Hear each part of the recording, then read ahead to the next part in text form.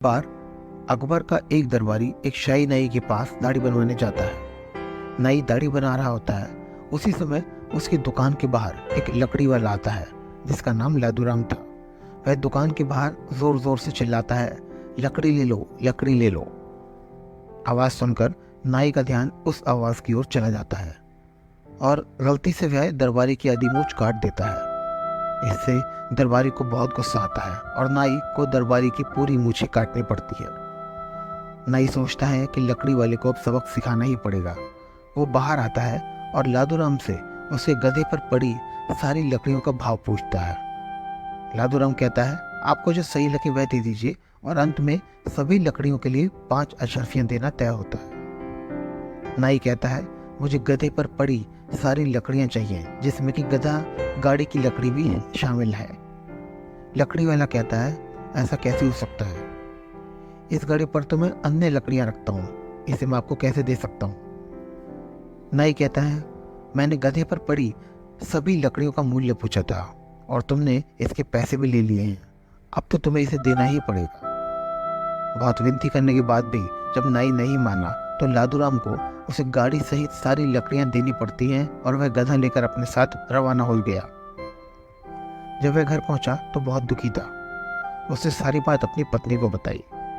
उसकी पत्नी ने कहा कि तुम्हें बीरबल से जाकर मिलना चाहिए, वह सभी के साथ न्याय करते हैं। लादूराम बीरबल के पास गया और उसने उन्हें सारी बात बताई। बीरबल ने लकड़ी वाले को एक तरकीब बताई। उस तरकीब के अनुसार लादूराम फिर से उस नाई के पास गया और जोर जोर से चिल्लाया। फिर से उसकी आवाज़ सुनकर नाई ने अकबर के दरबारी की आधी मूंछ काट दी और वह दरबारी और गुस्सा हो गया। नाई अपनी दुकान से बाहर आया और लकड़ी वाले से बोला, अब क्या लेने आए हो? लादूराम कहता है, मुझे अपने दोस्त की दाढ़ी आपसे बनवानी है।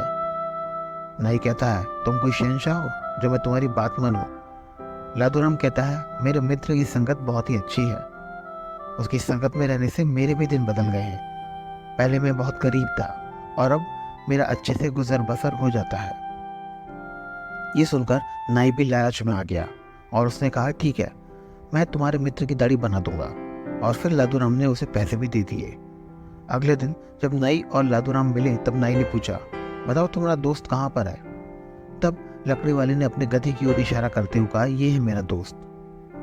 नाई कहता है, तुम बेवकूफ़ हो, भला गधा तुम्हारा मित्र कैसे हो सकता है? तो लकड़ी वाला कहता है, यही मेरा मित्र है और तुम्हें इसी की दाढ़ी बनानी है।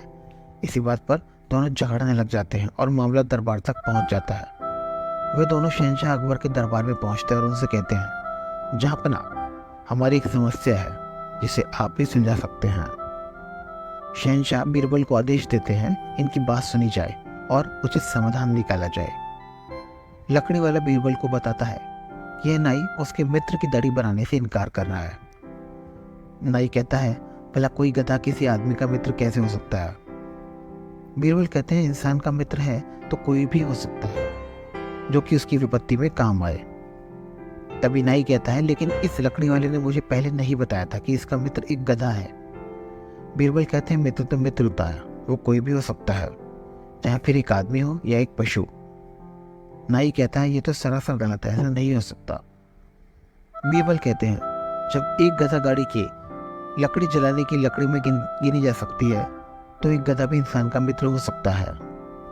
ये सुनकर नाई लादूराम और बीरबल की योजना को समझ गया और उसने कहा कि मैं लादूराम को वह गाड़ी लौटाने को तैयार हूँ, मैंने उसे अभी तक नहीं जलाया है। बीरबल कहते हैं, वह तो तुम्हें लौटानी ही होगी, उससे पहले इसके मित्र की दाढ़ी भी बनानी होगी।